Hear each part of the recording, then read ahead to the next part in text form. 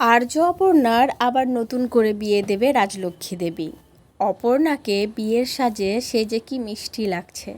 পুরোটা জানতে ভিডিওতে লাইক দিয়ে চ্যানেলটা সাবস্ক্রাইব করে দেখতে থাকুন। চিরদিনই তুমি যে আমার সিরিয়ালের আগামী পর্বে আমরা দেখতে পাবো মেঘরাজ, আর্য আর অপর্ণা গাড়িতে করে আবার সিংহরায় বাড়িতে ফিরে আসে।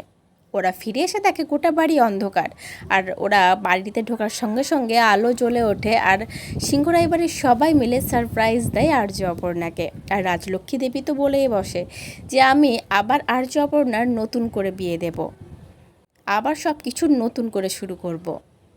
আর এই কথা শুনে তো আর্য অপর্ণা প্রচণ্ড খুশি হয়, সাথে সাথে একটু লজ্জাও পায়। সিংহরায় বাড়িতে নেমে আসে খুশির জোয়ার।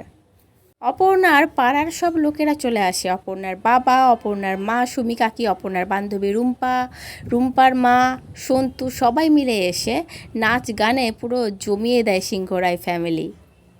অপর্ণাকে নকল রাজনন্দিনী পুরো বিয়ের সাজে, মানে নতুন কনের সাজে সুন্দর করে সাজায়। কি মিষ্টি যে লাগছিল অপর্ণাকে। আর ওইদিকে আর্য সেজে ওঠে নতুন বরের পোশাকে। আর সন্তু একটা হেয়ার কালার নিয়ে আর্যকে দিতে আসলে আর্য তখন বলে না না, আমি এসব কিছু ইউজ করব না। অপর্ণা আমাকে যেভাবে প্রথম থেকে দেখেছে, যেভাবে দেখে ভালোবেসেছে, অপর্ণা সেটা দেখতেই বেশি পছন্দ করবে। আমার বাইরের কোনো সাজের কোনো দরকার নেই। আর্য অপর্ণার আবার নতুন করে বিয়েটা দেখার আমাদের মতো দর্শকদেরও খুব একটা যে ইচ্ছা ছিল না সেটা নয়, তাই না?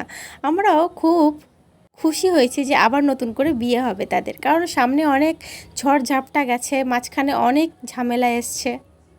আর্যপর্ণা আবার নতুন করে নতুন বিয়ের মাধ্যমে আবার নতুনভাবে পথ চলা শুরু করবে।